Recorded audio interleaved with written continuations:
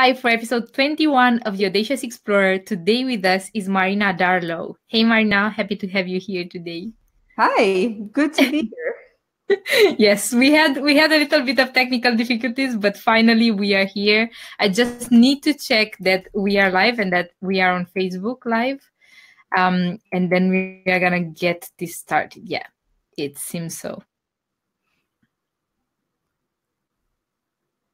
Yep. Okay, great. So this should work okay now that we are live. So Marina is helping purpose-driven, heart-centered entrepreneurs get 10 to 20 more productive hours a week, stop leaking money, and prevent stress-fueled breakdowns. That's a really big promise right there, Marina. Yeah, I tend to do all my best to really make it happen. So far, so good. Yeah. So how did you get this started? I'm really curious about tell us maybe your story. So how did you start with the business and what pushed you in this direction? So I used to work in corporate and I ran large scale, multi-continent, multi-million-dollar projects. From high tech to manufacturing in different industries. And as many people happen to experience, I was burnt out. You know, It's not just the long hours.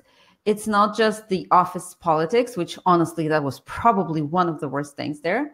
It's all that combined with the fact that I didn't feel that I matter, that my work is meaningful in any kind of true sense. Like, yes, I ran a project, but ultimately I was replaceable because there can always be another project manager. And on the other hand, the people who were impacted by my work, outside my family who had food to eat on the table, they're really far removed. I didn't know whose life I really changed. So all these factors contributed to such a severe burnout. At some point, I went publicly on Facebook and said, that's it. Project management life, this chapter is over. And to illustrate how far I wanted to run away from it, I went and got an interior design degree at RISD. Somewhere in the middle of this degree, a friend and a sort of colleague needed help. She just opened her private practice. And because she transitioned and she was known in the state, she had an abundance of clients. She came up with a really revolutionary kind of treatment. Insurance wouldn't have it, so she was charging privately, and she was swamped, and she didn't know how many people she can accept, how many hours she should work, how much money she's going to make. Now, for me, that's a very comfortable territory. And I was like, here, this is how you do it. This is a spreadsheet. Here's where you plug the numbers. This is where you see, how much money you're going to make. This is how many hours you're going to do a week if you have 10 clients in this program and 15 clients in that program. And she was really blown away. Now, I hate to get to this part of the story because this is where I always feel uncomfortable. At this point, it felt like this is something everybody knows. That's, if you run a company, which, then I thought these people are, they're gods. They know what to do. They're brave enough to go and make money on their own without anybody telling them what to do and providing a big corporate, nice environment and somebody else to pay them money. Like, these people are incredible, way out of my league. To understand that people like that could need something that I could provide, and to me is like the very center of the comfort zone, that was a revelation. Like, I honestly thought that at first she's mocking me when she said, Marina, here's blowing my mind. We were on a Skype call and she was telling other people, what we're doing. And that's how the business was born, because she was literally changing lives one by one. She was a therapist with a groundbreaking treatment. And she was rebuilding people's families, their jobs, their, self-worth. And I could help that person rebuild more lives. Like I couldn't do it myself, but I could support the people who can. So my distance to impact shortened dramatically. And, she was happy. So she brought other people and word of mouth started spreading. And this is how Vision Framework came to be. Yeah, that's great. And I love that I could spot right on your need for contribution was very important to you. And in the corporate space, you didn't really have the space to create that. And then maybe instead of going full into how can I create impact directly, you took this middle step and basically you gave something that is a value and something that you are very good at, and you are helping other people to create that impact and thus creating that impact through the people that you are helping. And I really appreciate what you said, this part of your story that you are uncomfortable with. I think that it's something that I can recognize. I think it's something that many entrepreneurs, and I would say many women entrepreneurs, can recognize. What do I have of value to offer? Because for you, it's absolutely normal what you're doing. And then you kind of start doubting whether what you're offering as a service is really that valuable. There's a very interesting point that, apologies, my throat is killing me. So yeah, we're live, so no editing this out. But to what you said, at first, I was really shocked and uncomfortable and saying like, but everybody knows that. Like, what's so special about me? And the surprising reaction that I got was, Marina, this is very condescending of you. Like, to take something that is so hard for us and that's something that we struggle with and make it sound easy and almost negligible, that's arrogant. And it was such a huge flip, such a fundamental reframing that I was taken aback. And obviously I stopped doing this, and it helped me realize that there is value to what I know and what I can do. And that's absolutely amazing, because when I heard you say the story, I thought that this was like your inner talk, right? Oh, what do I have to offer so valuable? But the fact that you were probably sharing with the people brought you to switching your perspective and understanding that actually the people that you are serving, the people that you are supporting, were seeing this, like what you are offering as a service, with very different eyes, no? And they were like, no, this is not a piece of cake. This is really, really something that, well, you are providing and not everybody can provide. And I'm curious about, like, now in the workspace, what exactly, like, what kind of services are you delivering, and how are you working with the people that you are accompanying? So I'll start with your second question just because it's easier. I work online, usually via Zoom. We share screens if needed. I have a few local clients, but it just because so happened, they just people who knew about me, and then we discovered that we live close by. But anywhere from New Zealand to Dubai, we work in sessions and we collaborate over Zoom. To get more to the meat of it, what kind of services I provide, there are two key categories. One is when a person needs either creating or fine-tuning their systems. What does it mean? Systems to manage their money. So budgets, cash flows, business models. So what's your pricing model? How much are you going to charge? For what? What programs can you design? Why? All these things, like what's your invoicing system? Sorry. This is something that I helped create or fine-tune, put in place, and train a person to use. Systems around managing time, anywhere from, managing large-scale project where you need to plan long-term for 3 months, to literally having reminders for every single task and everything in between, the midterm planning, designing your week, making sure that your focus patterns correspond to the way you work best and the way that your calendar is set up. So for instance, if you need a full day for a creative task, make sure it happens. I'll teach you how. I'll teach you how to track your focus patterns, and how to marry your long-term plans with the way you work, implementation, everything like that. Like my big pet project is implementation techniques. So that's systems around time, systems around managing people. So if you have a team, how do you communicate with them? How do you track what's done, what's wrong, what's next, who's doing what? Sorry, how do you delegate? What do you delegate? How often do they report to you? All these things. Again, you need a system, not just the software, but kind of a process. How do you go through it?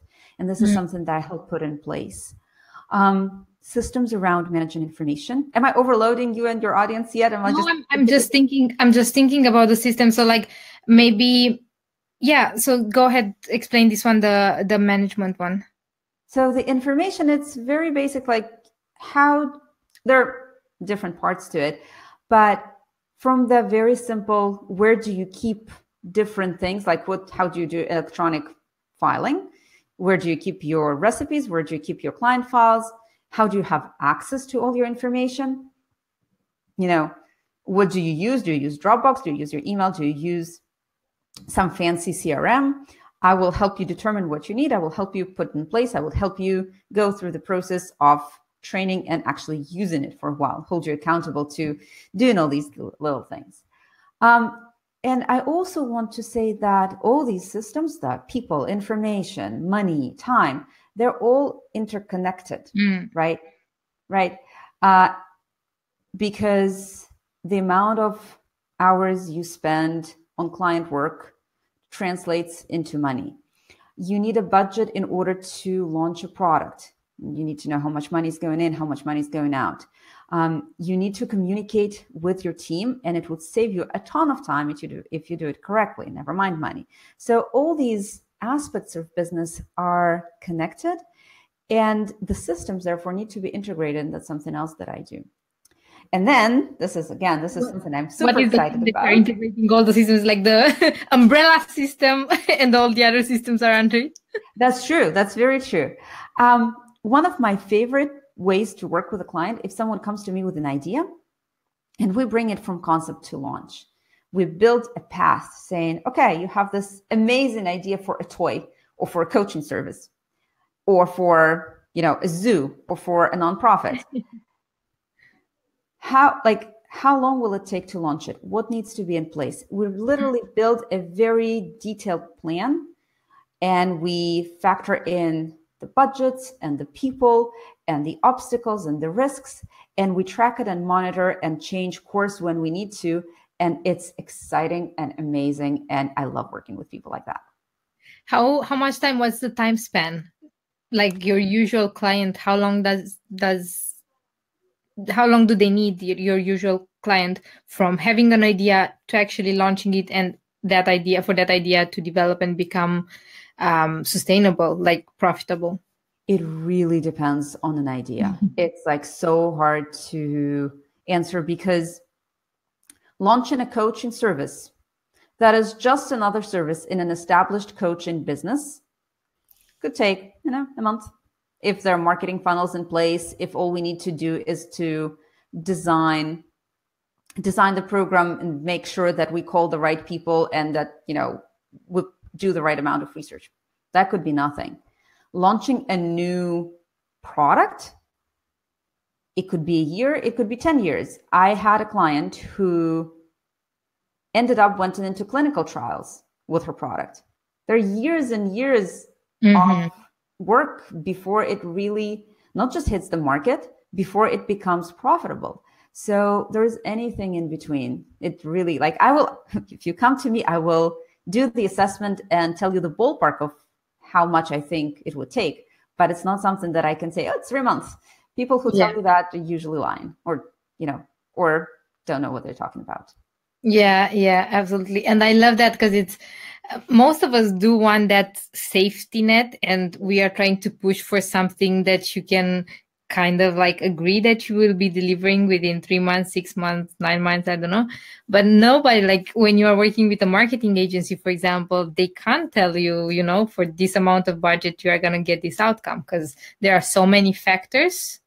and the pieces are like constantly moving. So I can understand where you're coming from. What I'm curious, sorry, go ahead. No, go ahead.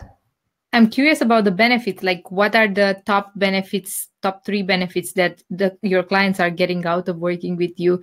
And maybe explain a little bit further, or like not explain a little bit further. But what I understand is that what is key to the services that you are delivering is putting everything into systemizing everything, right? And making those systems sustainable. Yes and no. So to your question, I think the biggest benefit, first and foremost, is a sense of control, like a heightened sense of relaxed control, because when you know how different pieces of your system work, you don't have to worry about them, and you have not just more time and obviously more money because you're not making stupid mistakes. You have more brain space to create new ideas or to go to the beach and, decide to relax. But the fact that you stop, like, the multitude of thoughts stops buzzing around your brain because it has a place to go, and because you learn to trust your systems, you live much more in a creative space than you previously were. So that's probably the first and biggest benefit. It's not very tangible, right? So I can tell you, like, if you want examples, for instance, we worked with a client on her pricing, which was a direct result of the fact that she really, really, really needed her money systems in place. After we had her budget and cash flow, she said, okay, now I'm confident I can raise my prices because now I know how many clients are coming in. I know how much I'm expending. I think I can raise my prices now because it's like the business is not as sustainable as I wanted to. And on the other hand, I'm enough in demand. She raised her prices, and she was scared to do this for a month before. Like, when she saw a clear picture, she raised her prices, and then suddenly, quote unquote, she could go and visit her dad in Arizona. And then she could plan to get a really expensive piece of equipment 3 months out, because now she knew what's going to happen. She knew where her income would come from. She knew what her expenses are. And, you said about something before, you were talking about the safe space. And to me, translated into predictability. I crave predictability. And of course, I don't get enough of it because, hey, I'm running my own business. Good systems increase predictability. They won't, make it all predictable. Like, I won't promise that. But the feeling of this deep unknown, that you're alone in a blue ocean and there's so many different directions and a lot of them are threatening and you're not sure what to do, this, to a degree, goes away. Another example, we had a client that was running big events. And basically I put together a process for her for running her conferences with her team, with everybody. And she sent me an email. For the first time, it went without a hitch. It was definitely not her first event. She was getting frustrated. But once she had a process and she knew how to communicate very clearly to her team, and they communicated back, and the invoicing was, taken care of, and all the registrations were, the pages and everything was in place, and the money flew, what is it? No, it didn't fly, it flowed. Sorry, English is my third language. I have this excuse. So when the money flowed in expected ways, suddenly it all went smoothly. Like, it was not a huge nerve-wracking mess of hot overwhelm. It was just an event that was going and people were registering and it was fine. The event was great. I was thinking that this is like your systems, and working with somebody that can deliver on predictability is like every controls freak dream. I was like, yes. Yeah. I honestly wish I could control in my business, I don't know, at least twice as much as I currently do. And, and I do systems. And they all say that if you run your own show, you have to be comfortable with discomfort. You have to. So my job, in a sense, is decrease it where I can. Yeah, absolutely. There are different paths. I was also thinking, because I'm going the other way around nowadays in my life. It's more about embracing what I'm like. Of course, I believe in strategy and I believe in systems, but I've learned to be more of a test, fail, test, fail, test, fail. But probably this is just because I'm just launching another business, and it's that space for that. Cool. So, what do you find most rewarding in your business right now? I mean, like predictability. I gather that. But first of all, before I answer your question, you have my undying admiration, because I'm not yet high enough in my development to learn to let go. Of course, I do the test, fail, test, fail, test, fail. This is just the nature of business. But for me, letting go of control is really, really unnatural. Because I'm a Virgo, because I'm whatever, I'm an engineer. I like when everything is neat and orderly, and I know what the heck is going to happen. And if things blow up, it's okay. From time to time it happens, but I wish they didn't. Yeah, no, I'm still the jury's still out on this one. I don't know what's the best way, sincerely. I don't know. Is it that maybe I don't have the business know-how, and that's why I got so comfortable, or more comfortable than before, with tangoing, like playing it in the present moment? Or is it really a sign that I evolved spiritually, that I'm now able to like make things work even when they're at their worst? I don't know. We're gonna see at the end of my life. I'm gonna tell you which one. Yeah, probably a little bit of both. I know it's usually more than one thing. Can I just before we answer, another thing that what you said makes me think. Recently, my way of learning to let go of results is through rock climbing. One of the many other benefits of rock climbing. When I decide to climb routes harder than my project level, knowing full well I won't get to the top, but just saying, okay, I won't get to the top. Clearly, this is a freaking 511 plus. But I want to see how far I can go. Yeah. And this does wonders for me when I'm back in my business, gathering the courage to try, saying, okay, I'm letting go of the results. I just want to see how far I can go, how far I can reach. Yeah.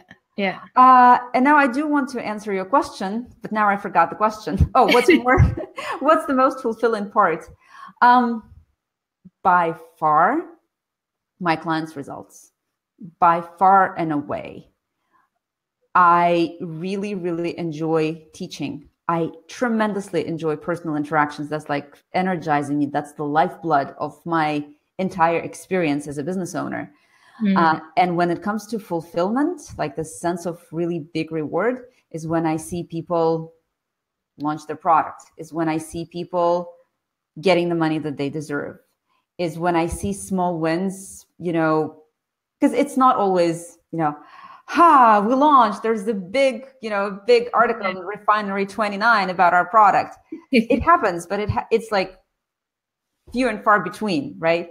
But I think there's huge importance to small wins, like every day of the week.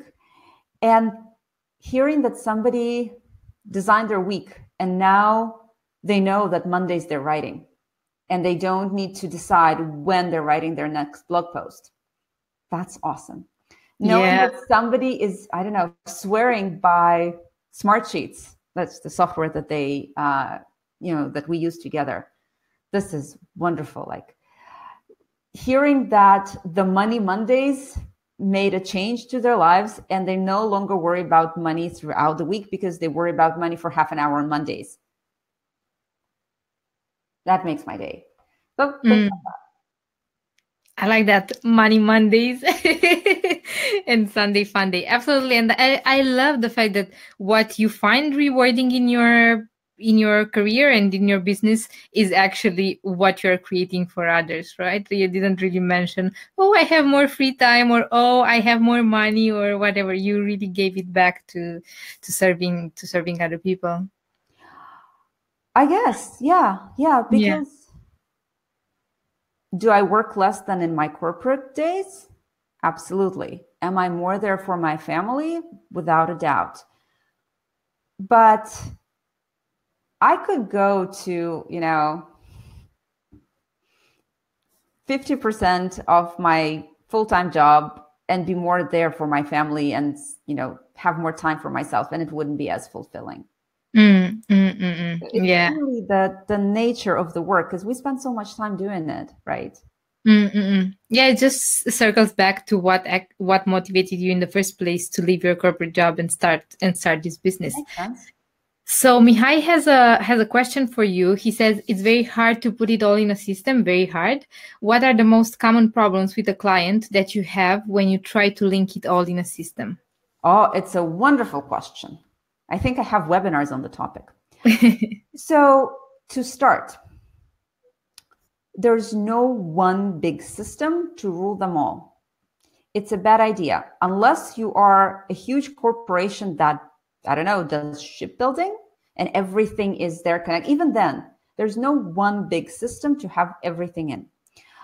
The solution is to have a good patchwork of systems and have smooth, so the systems talk to each other, right? From the simplest example, your email and your calendar are connected. So whenever somebody sends you an email, it could go very fast onto your calendar. Another example, now I'm blanking on what I wanted to say, but when you run a meeting with a client, right? Let's say you have a system for scheduling.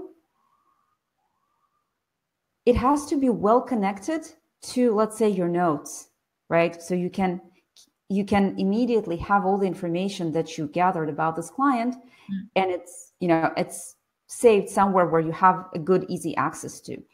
So the key to your question is not, I'm not sure I'm answering the right question. How do you link? Because then the devil's in the details. What are the most common problems with the client that you have when you try to link it all in a system? Okay. So the most common problem is that people assume one system has to be everything. And then they miss the fact that there are actually a number of systems that have to be well linked, and they never dedicate the right amount of attention to linking systems. They kind of approach it differently from the get-go. That's probably the most common thing. Okay, cool. Thanks for sharing. So the very, very last question, Marina, who inspires you? Who do you find inspiring, or what do you find inspiring? What do I find inspiring? Right now, I'm really big into rock climbing because it literally covers every aspect of business and life for me. It's beautiful. It works a lot on focus and engagement and endurance, and not necessarily physical strength, which for me, not being like a super fit person, and I'm not tall, I'm not bulky, I don't have any upper body strength, but I can still use my advantages to climb really well. So this way of climbing higher and finding and working with your strength and achieving results, and falling, going back, working in a route until you master it. There's so many things there. I can get into the climbing gym depressed and angry and sick, and I can in 2 hours go out happy and relaxed and energized. Other things that inspire me, I guess I read a lot. What are you reading right now? I'm a bookworm too. Oh, me too. But right now I'm in the middle of a big launch project, so I'm reading very easy Russian fiction, historic fiction. The Fundays series. I'm rereading it probably for the 5th time. I like really good quality fantasy, and by quality I mean, beyond shooting and slashing and stuff like that, but things that are real novels that happen to happen. Great, Marina. Happen to occupy the fantasy realm. Sometimes I guess I read biographies, not very much. So yeah, stuff like that. People who inspire me. I'm super fortunate to work with one of them. It's my coach, Naomi Dunford, and I've been following her for about 3 years before I hired her, because she is the most authentic, heartfelt, knowledgeable, sharp marketing and business coach that I've ever met. She's like warm and real and no nonsense. And her own journey is tremendously eye-opening. Like, she started at some point as a pregnant teen in a homeless shelter. And she went on to make 7 figures with, 3 kids in tow. And she's still making it like big time. Other people that inspire me, like I really like Jason Connell. Really enjoy his writing. I love Brené Brown. Yes. Very much. I that her writing resonates with me a lot. I kind of have a lot of respect for Peter Shankman, the guy beyond Faster Than Normal, because a lot of my clients are ADHD, and he, beyond his amazing accomplishments, like he's very prominent and established, he is one of the few people that says it out openly. ADHD can be seen as a gift. It's not an impairment. And I love that. Yeah. That's enough, I guess. I'm already talking like. Yeah. And I was thinking about this. I also have a friend who told me about how he used his disorder to become super, super organized, and like he's laser focused.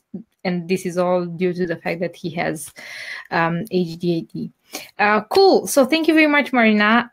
Let's tell people where they can find you online. So on your website, that is Vision.